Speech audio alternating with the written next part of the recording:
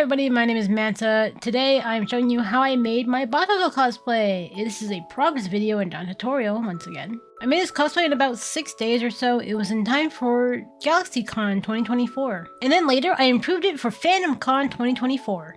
PhantomCon fills me with rage. I don't even want to talk about it or else I'll become Bakugou. So I tried on the long sleeve I had and I didn't like it because it was way too baggy for what I want for Bakugou. So instead what I'm going to do is that I'm going to cut off this part of the sleeve and then attach it to this sleeve with a little orange band in between. When I was making Bakugou's neck guard, I tried to mark it out so that it would be big enough to fit around my neck, and I didn't really consider how big it would be at the end of it because I was like, oh, if I just measure myself, yeah, you know, it would be enough there, and I didn't realize, oh, this thing's massive now. So maybe somewhere down the line I might deconstruct that one and make a new one out of it. You can see me re-gluing things, making it more of a square shape and more hot glue, and as I'm like cutting and putting pieces in places that I think would fit better, and I was just kind of like readjusting everything. Hot glue actually makes it look like wielding, so when I painted over it, it looks like the hot glue was just wielded together, the metal, which was really cool. Easy to hide my stuff. And then you can see me cutting holes and then dremeling the holes to make it smoother. So for the gauntlet, I just basically measured my arm out, I wrapped a piece of foam of it, and then I glued it together, and then I just kind of glued the top and bottom piece on it to make it look finished, and then I took some squares, I cut it out into little grids, and then I glued all the squares onto the gauntlet. For little rings, I think it's interesting. I took a hole puncher, and then I cut around the hole, and it made these little rings, and I was like, wow, I'm so smart. I creatively figured it out.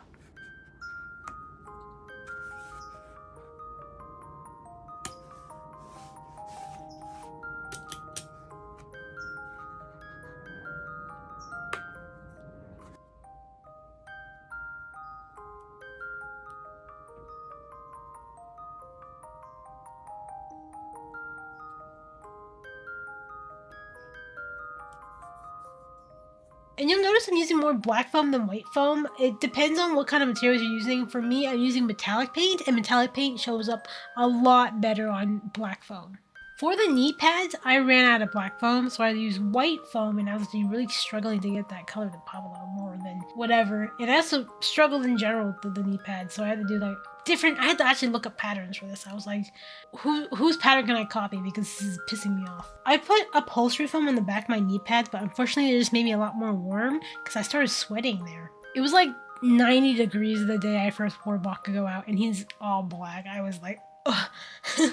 So poor planning on my part. So this weekend was a very busy weekend. The 16th of August was GalaxyCon, where I would debut Bakugou.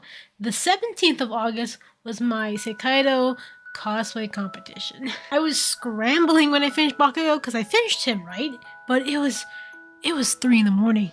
I had to do the wig still, and I was like, you know what? You get like the simplest like spikes because I'm so tired. I don't want to cut hair. It's late. I'm going to finish this, work on my build book, and then pass out. I ended up just working on like 2 pages of my build book, finishing that weird hair, and then passing out. At one point I tried to paint orange circles on the shirt, but unfortunately the orange didn't stick and it looked really pastel and didn't look great. So instead I used black paint to cover the mistake and then put foam on top of it, orange foam circles, like the sticky backing kind, and I went with my day and did use that, and it was great. But because I wanted to cosplay him again, I was scared of them falling off and like losing stickiness. So what I did was I took my thread and then I kind of sewed in the rings into his cosplay. So those are not going to fall off again. And then for PhantomCon, what I did was I also made these little backing spikes for him. They look like little wings, really cute. But yeah, I really didn't want to deal with too much else with this cosplay. Like, this cosplay is pretty simple in terms of making things and altering existing clothings, so I didn't really have to work too hard on this cosplay. I didn't really have to make it from scratch, not like Link or Deku, so it was a lot easier just to alter clothing and just have a base to work with instead of starting from scratch. The belts were just a lot of things I bought cheap online and started cutting it and putting it together and then putting orange fabric on top of it. I bought the pants, which are just black cargo pants, and then I bought the boots as well as the gloves, because Lord knows, after Deku, I didn't want to make any more gloves. I was like, they always made the turkey method look so easy, and then I struggled and struggled and struggled to get a good pair, and I'm like, I am not doing that for Bakugo right now. Maybe eventually, not right now. I 3D printed grenades and then painted them, green and silver and a little bit of orange ring around it just to make sure people know that it's not real.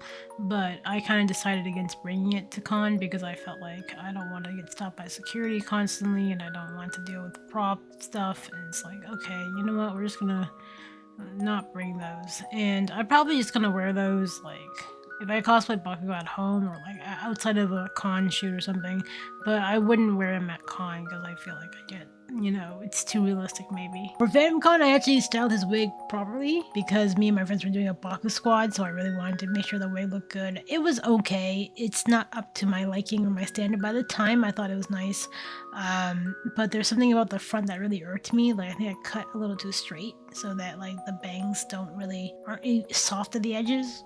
I don't know how to fix that though. Some people tell me to feather it or like cut like those little lines upwards on the end of the bangs, but I don't know if that'll fix it or not, if I'm just gonna have to use a whole new way for Bakugo, but maybe in the future, we'll see. I was planning to put quote-unquote Deku's missing footage here in this video, but I decided against it. I'll just upload it separately. I am not afraid to make like more than one video on the same topic, but it just happens sometimes when you're editing and you have to move files around from your phone to your computer and like a lot of files get lost and I have tons of folders and stuff. So I found it. I will probably make a separate video for the missing Deku footage. But yeah, thank you guys so much for watching. That's about it for this episode. I don't want to stretch too long because I have nothing else to talk about. And yeah, thank you guys so much for listening and I'll see you guys next time. Goodbye!